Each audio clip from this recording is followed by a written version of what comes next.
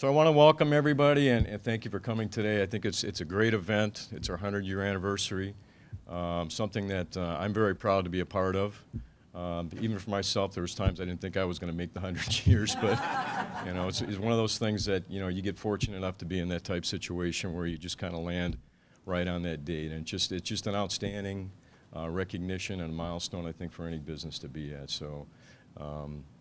Fantastic, and I'm glad everybody was able to attend. First off, I want to introduce our mayor, Honorable Linda T. Johnson. And thank you for coming. Ken Thomas, who was an employee here at Suffolk for about, I think, 37 years, right, Ken? 30? About 22. 22. The other 15 were elsewhere. Still in the family, but elsewhere. Elsewhere, yeah, the other family, right. But Ken right now is working with the food bank. He's on the chairman of the board, so thank you for coming, Ken. And then Walter Parker, our president of the UAW, representing the employees today for this event.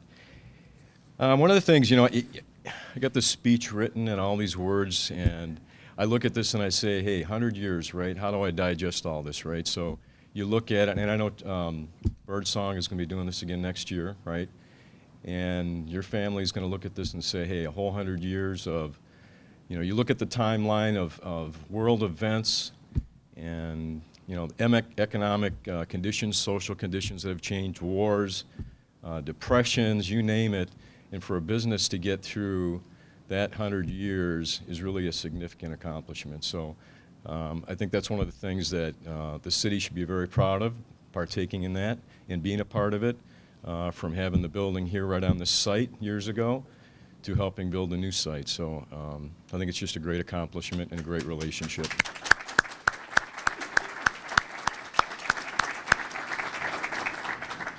So again, what I get to do is, done this a couple times before, is give you a little bit of brief history on planners, right? And I think it is remarkable when you look at it and you see the real founder. I think the figure that we got to look at and recognize is Emilio Beachy, right? And here's a young man that came as an immigrant to the United States at the age of 12 by himself on a steamship and came here to have a better life, right? Like many Americans did. Large amount of us, our parents or grandparents are immigrants in the United States and still are, and something to be very proud of. So if you look at that and you see this young man that came here, couldn't speak English, right? Went to grammar school, lived with his uncle, worked at a fruit stand, first as a bellhop making $1 a week. He really wanted something better for himself, and he really was a visionary person even at a young age. This young man, he just saw some passerby eating some nuts on the street and decided, hey, I'm going to buy a sack of nuts and talk my uncle into roasting these things, and I'm going to sell them at the fruit stand.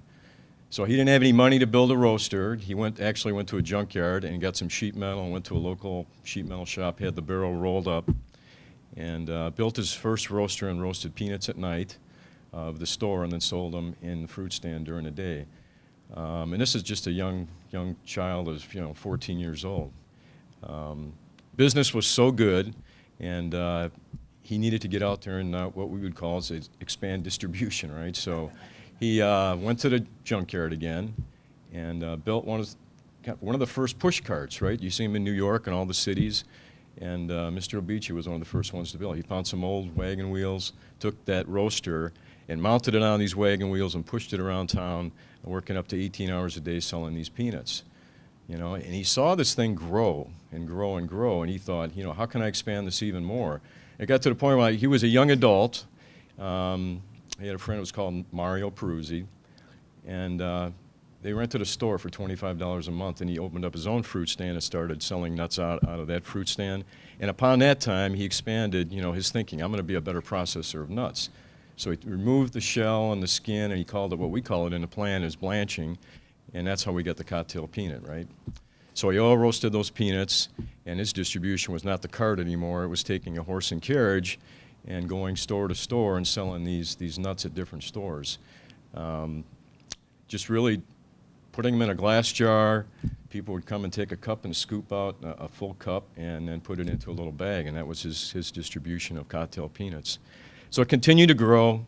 Mario and Emilio next built the factory, not built the factory, rented a factory in Wilkes-Barre, Pennsylvania for $25 a month, where they put in two roasters, employed 6 employees, and started to expand their distribution further out into many of the stores and local businesses.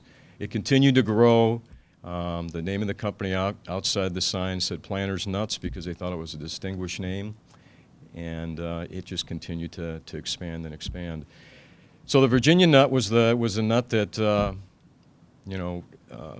was really preferred. Spanish nuts were much cheaper to buy, but it was a Virginia nut that had the highest quality and best flavor. So, again, he was buying most of his nuts from Virginia.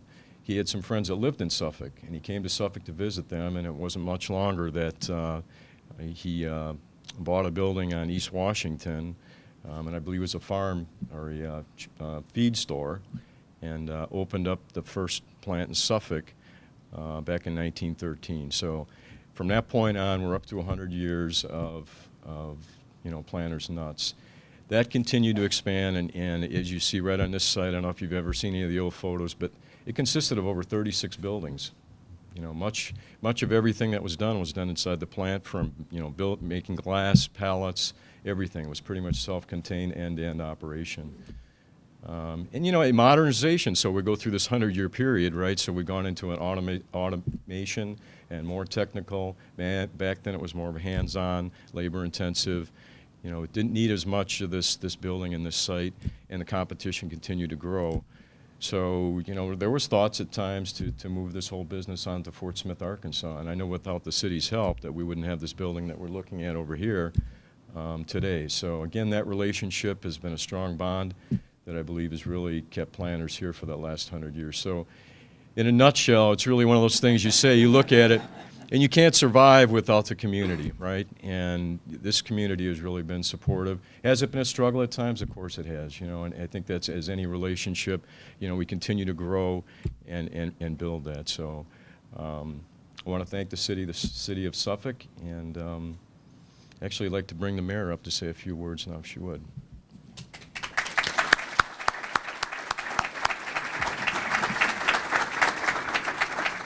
Good morning. Good morning. As I was driving here, I was talking to a friend this morning, and I said, well, I don't really have my remarks together here. I'm a little disheveled this morning. She said, this is easy. All you have to do is, we love Planters, yes we do. And we do. And on behalf of the Suffolk City Council and the residents of Suffolk, I want to say to you just how extremely pleased I am to be here today and to represent everyone here to say thank you for the 100 years, and this is such a special day for you and for us. I have to tell you, Dan, I also feel fortunate to be the mayor at this particular time, because these things do just kind of happen. And while I'm on that turn, I opened the paper this morning and I was reading the economic forecast, and they had the big breakfast yesterday and talking about, and unfortunately a lot of it was negative. And so I just put the newspaper over here and I said, no, I don't think so. I'm going to a 100-year anniversary in our city, and you know what? We're doing just great. So the forecasts are one thing, but what we actually do day to day is another thing. Planters is a company that has largely put Suffolk on the map internationally, and it's a corporate partner that we truly are proud to have in our community. I married a Suffolk boy. I came here from when I was 12, so I guess I'm not exactly totally Suffolk, but I am. I claim it. But my husband was born and bred, and I'm going to tell you from day one, when wherever we would be, and they'd say, well, what type of nut? He would say, I'm from Suffolk. I eat peanuts.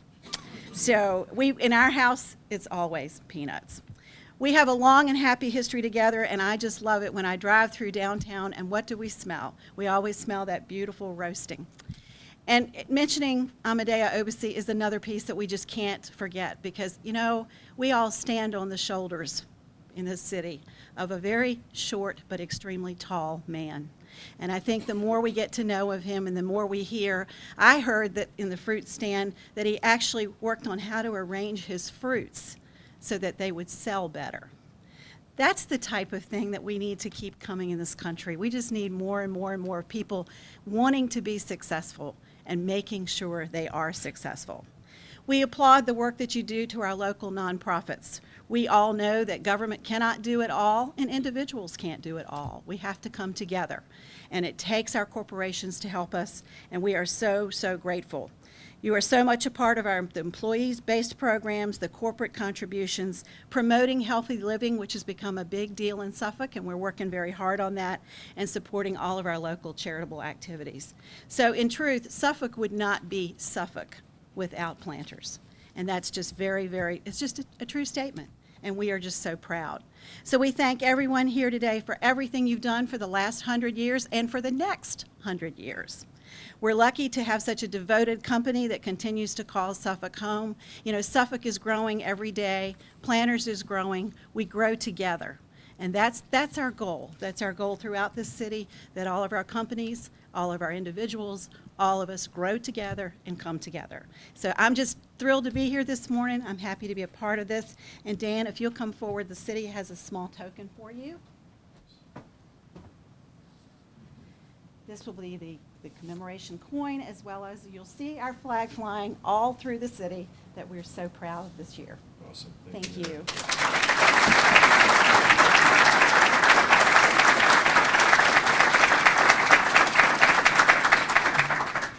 Thank you, Mayor.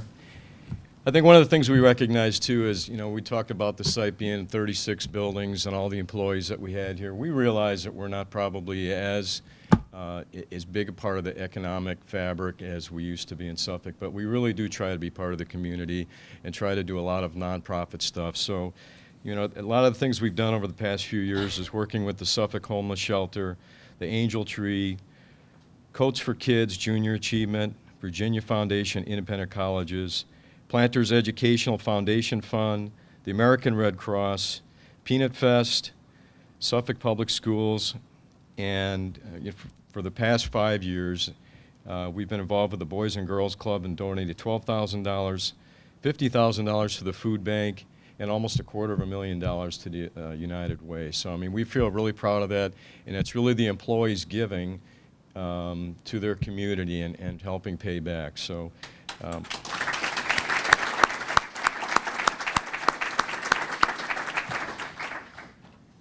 so the other piece is, so from an economic standpoint in the state, it's around $80 million. The city's about $40 million. And a big piece of that is really we try to use as many local suppliers as we possibly can. I mean, we've got Sunoco here as a local supplier that we've got a great partnership. We've got a long and great standing partnership with George Birdsong and his family that we've really relished over the years, and has really pushed us in many directions too, even our marketing folks. So I really appreciate that, George. So at this time, I'd like to I'd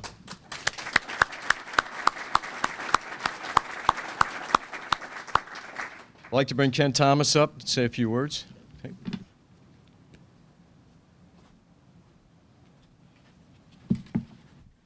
Well, first, it's really great to be here and to see so many familiar faces. I retired about 3 years ago and occasionally see some of you, but don't see all of you as much as I'd like to.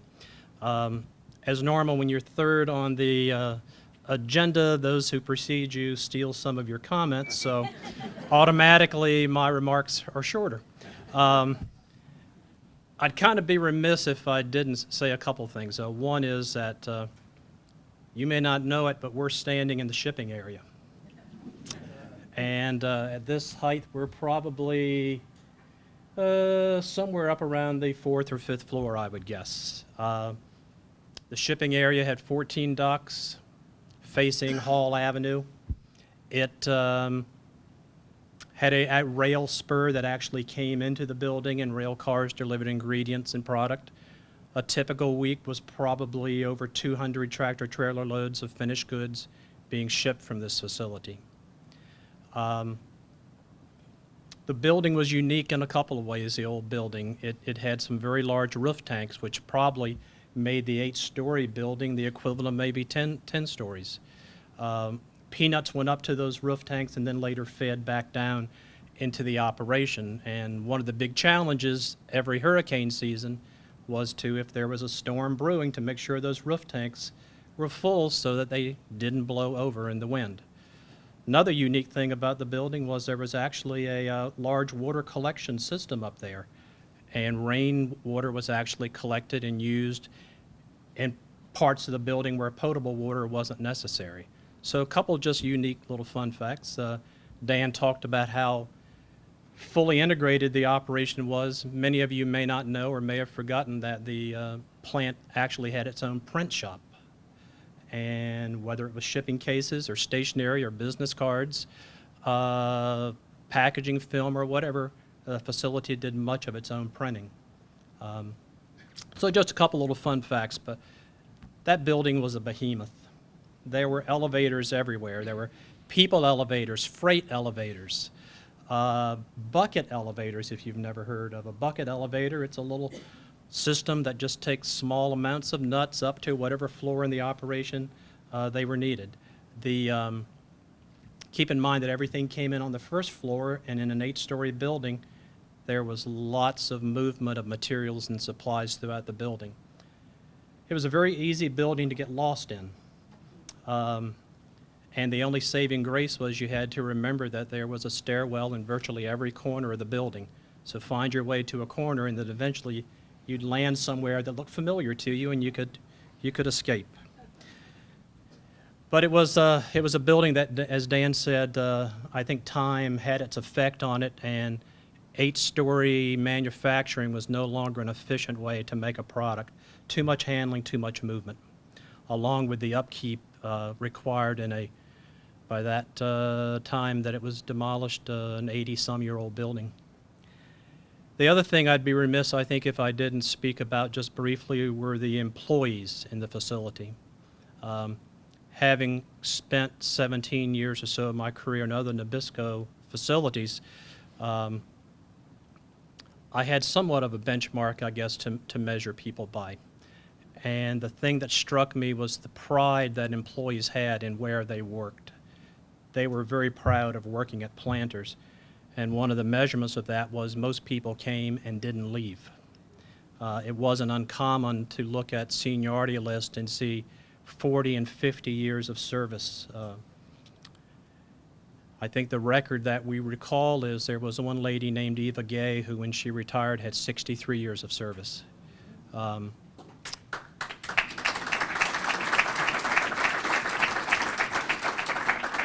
Her story was that she was on school break for the summer, and somebody came through the neighborhood saying, hey, we're looking for people to work at Planters today.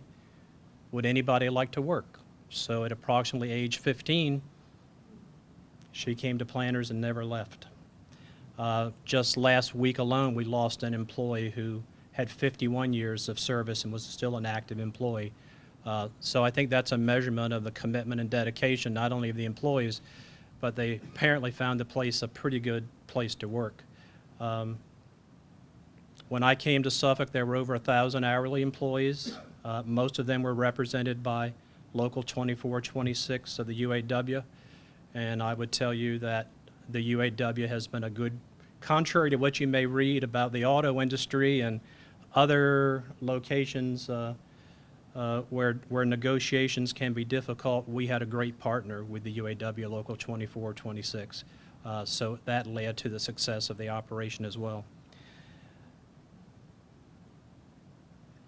Probably the greatest demonstration I saw of the pride that people had in working at Planters was when the new building was built and the old building was imploded.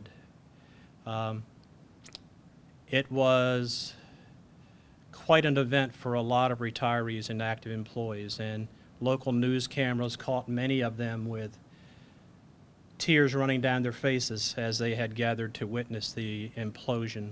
And many of them, for the news cameras, recalled what working in that building had meant for them, or what generations of their family working in that building had meant for them. And I remember my friend George Holland, who was a team leader in the shipping department, being interviewed, and he made the comment just that when he thought about all the years and all the hours and all the people and all the sweat that had gone into that operation, to see it come down so quickly was just such an emotional event. The other thing I just want to talk about briefly, and Dan mentioned this as well, was the charitable nature of OBC, Planters, and Craft. And I think obviously that was most greatly demonstrated with the building of the first OBC hospital. And a little known fact there is that not only in OBC's estate did he fund for the building of a a hospital here in Suffolk in honor of his wife, he at the same time funded the building of a hospital in his birthplace in Orderzo, Italy. Don't hear that talked about a lot. His and Planner's legacy also continued in 2006 when the new Centera Obici Hospital was built. And I think the Obici Foundation, from what I understand, was a large funder of the construction of that hospital as well. And today, the Obici legacy continues with the Obici Healthcare Foundation, where our friend George is president of the board, and they do a lot of great work to improve the overall wellness and health in the Suffolk community. One of the other friends of the of Planners is the Food Bank of Southeastern Virginia, where I hang out occasionally these days. We receive not only great support from the plant, from Dan and Greg and the employees through their contributions, but we also receive direct donations from Kraft. We receive contributions from the United Way as well. The food bank operates on a budget of about $5.7 million annually, and last year we acquired and distributed over 17 million pounds in southeastern Virginia to folks in need. The need became greater around 2008 when the economy began to struggle a bit and people were being laid off, hours reduced. Even if they found employment, oftentimes the wages weren't as good as they had been, and we also discovered that so many people were living on the edge that they were making it, but if life threw them a curve, whether it was a health care issue or whatever, they needed some assistance. So if we were a for-profit business would be booming, but we're the type of business that we would prefer not to be as busy as we are. Just to share some numbers with you for the most recent fiscal year for the food bank, almost 1.5 million pounds came back to the Suffolk community, the equivalent of about 1.3 million meals. There's also an initiative that I should have mentioned that George and the Obici Healthcare Foundation are working with the food bank called Healthy People, Healthy Suffolk. Unfortunately, diabetes and obesity are fairly serious issues in Suffolk, and this is an initiative where the grant from the Obici Healthcare Foundation is allowing the food bank to purchase more fresh fruits and vegetables and leaner proteins to give to our target population here to help with those issues. So you can see the food bank is pretty integrated into the Suffolk community. In closing, I would just say, you know, it's great to see everybody. It's great to be here. It's great to be a part of the Planners' 100th celebration, and I enjoyed, I think virtually now that I'm retired, I look back and I think I enjoyed every minute of my time. But it's also, you know, time to congratulate everybody, past and present, who had any part in making Planners the success it has been. So thank you all very much.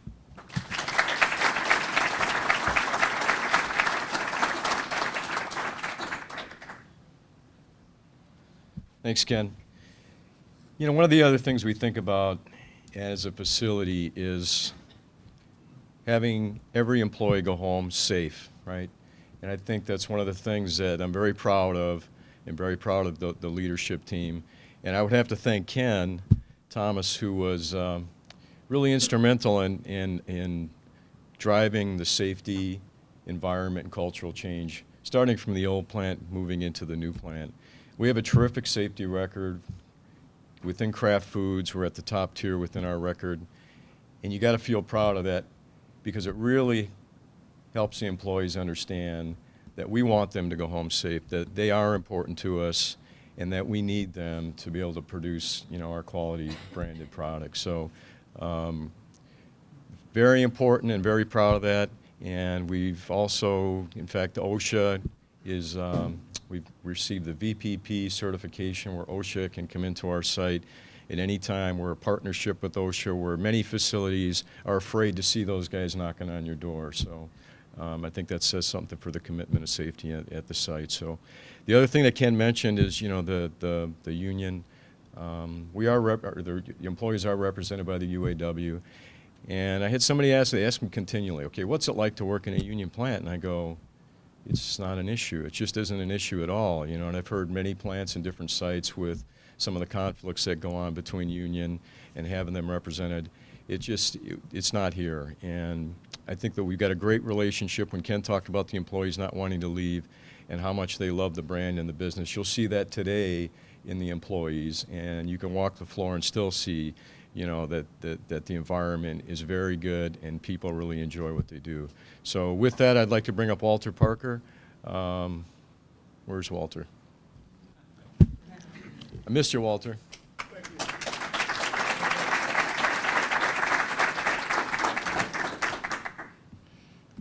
100 years. Awesome.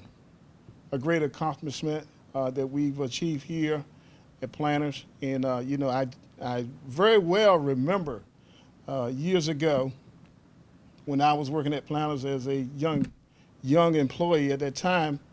And during that time frame, where we are right now was the old building, as Ken already mentioned. And they used to have whistles that were ran by steam. And you could hear those whistles all over the city. And at 3:30, which was the time that A shift got off from work, you would see a crowd of people that would leave this facility and head across that track. And we would go uptown and we would shop. We would buy food for our families, clothing, and you know, the economics here in Suffolk was just grand. And we enjoyed that. And as the mayor mentioned, you could smell peanuts all over Suffolk. And I used to love when they used to run chocolate, because that was the best smell that you could smell. And all of that added up to an economic success for this partnership. And that's why we're here celebrating 100 years. You know, as Ken already mentioned, you know, a lot of times when you're last, everybody has said what you wanted to say. And that's certainly the truth. But, you know, one of the things that I did want to mention here today is that, you know, the commitment that Planters and the city has had with the employees. I'm here representing the union, UAW, and one of the systems that we got over there at Kraft today, and it existed years ago, was the Military Service Award. And, you know, I thank God for that, because the company has always recognized us. They have always given us gifts in appreciation for what we've done as far as working every day and showing up for work. And the Military Service Award addresses people that have worked during their regular business day, work day, and went out the box and did some extra. And this company, Kraft Foods, even Nabisco did the same thing. We've had several mothers here. They've all kept that service award in place, intact, over the years, and we thank God for that. And now it's up to $300. And I tell my friends, I'm a two-time winner myself. I tell my friends, I say, you know what? I got a check for $300 from my employer. And they go like, what did you do? We don't get that kind of stuff. And I appreciate that, because, you know, I can say things to my friends that they can't, you know, counterbalance. They can't say that to me. They don't get that on their jobs. And, you know, this type of thing makes us proud. We feel appreciated. And that's what Kraft has done. Kraft, as the mayor mentioned, Suffolk wouldn't be what it is today had it not been for Planters, peanuts. And we as employees, we know we wouldn't be where we are today had it not been for Planters peanuts. And, you know, me growing up in Suffolk, as I said, I went to Suffolk High School, the same place that Mr. Peanut was created. Right there in the high school, the kid won a contest for drawing Mr. Peanut. And you probably seen the logos we got with the starting peanuts, and then the Mr. Peanut we have today. It's about 4 or 5 icons there. You know, over the years, it has represented success. And Mr. Peanut has been a great icon for Suffolk and the employees that have worked there. I'm not going to take all the glory here today as far as speaking, as far as UAW is concerned. I do have with me today our servicing rep, Mr. Bruce Ponte, and he's from the Region 8 Baltimore office. And at this time, we've had, as we've said, we've had success with negotiating contracts over and over again with this company, which has propelled the city, has helped everybody, the city, the company, and the union workers as well. And he has been a great part of that. So at this time, we would ask that you receive him. He's going to come, Mr. Bruce Ponte, our servicing rep from the Baltimore UAW Region 8. Mr. Ponte, at this time.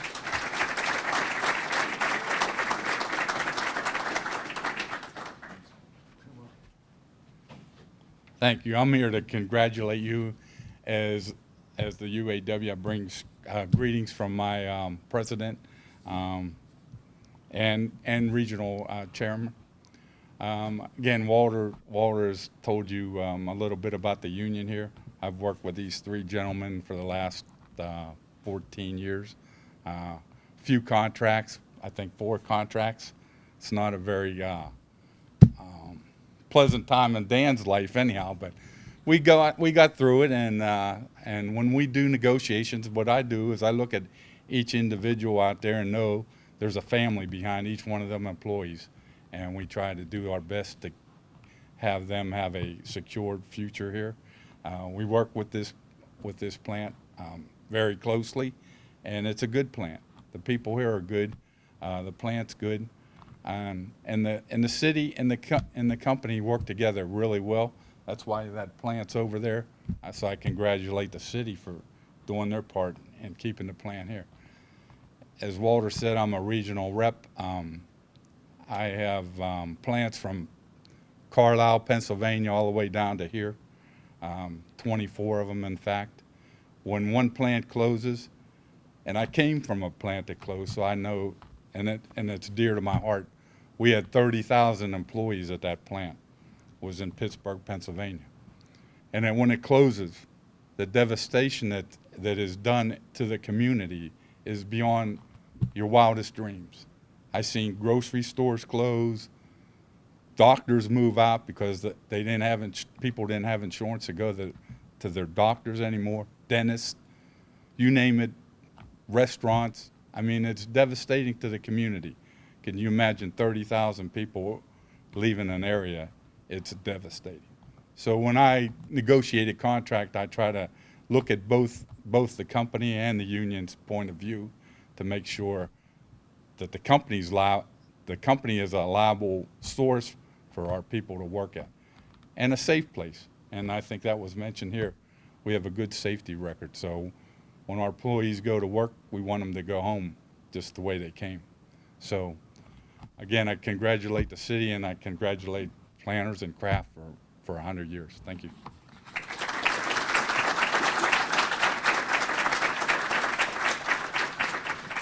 Okay, we're going to close it up real quick. Just a couple real quick things. You know, I think I'd be remiss if I didn't come back and just say something about Mr. Obici. And over 100 years, but I think one of the most important things that he really talked about, even when he started the business, was, and he said it when he first started, that profits weren't as important. Profits are pretty important now.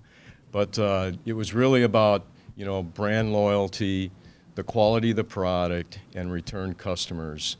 And to start his business, he needed to have all those to make sure he had return customers. And I really, truly believe that today we still have all those things. And we want to continue on for the next 100 years here in Suffolk, and just to continue to make sure we have that strong relationship with the city.